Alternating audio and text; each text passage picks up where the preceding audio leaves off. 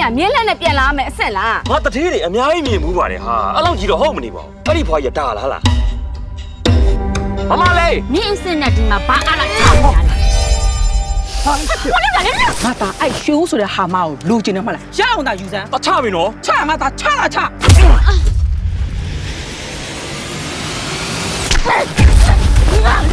မင်းကိုလေရတနာဆိုင်ကတထဲသမီးရွှေဦးကိုခိုးရလို့ဆို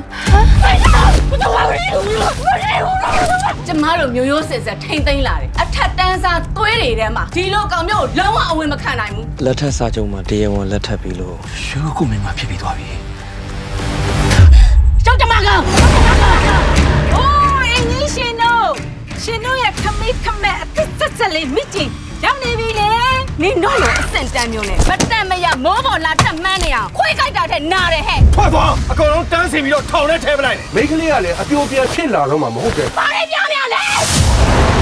တန်းစားကောင်တဲ့အောင်အဲ့ဒီတန်းစားနစ်သမီးကလိမ့်တော်ထားတာနင်တို့လည်းတန်းစားပဲအဲ့တော့လေတဆုံးရိုင်းပြလို့ကောင်းသွားတာပေါ့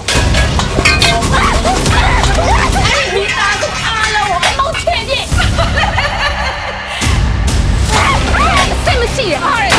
ဒါတော့မိုင်းပါတော်သူဘာကြီးကြောက်ခံမယ်အဲ့ဟာမအောင်နင့်ကိုယူခိုင်းတာလေနှိစဖို့သူတို့ဇန်းတင်တဲ့သမီးကိုငါသားယူနေတဲ့ဆိုငါပြကျင်တာလိုချင်တာငါအမောင်ရုံမာသွားတယ်မင်းတို့မိသားစုငါဒီတက်မချင်တက်မတဲဘူးဟာတော့တက်ပြည့်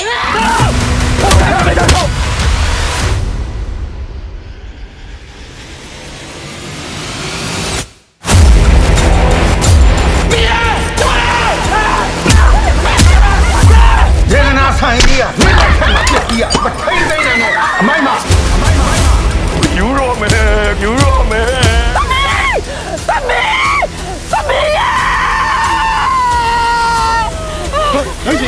ဟိုကြီးအမိုက်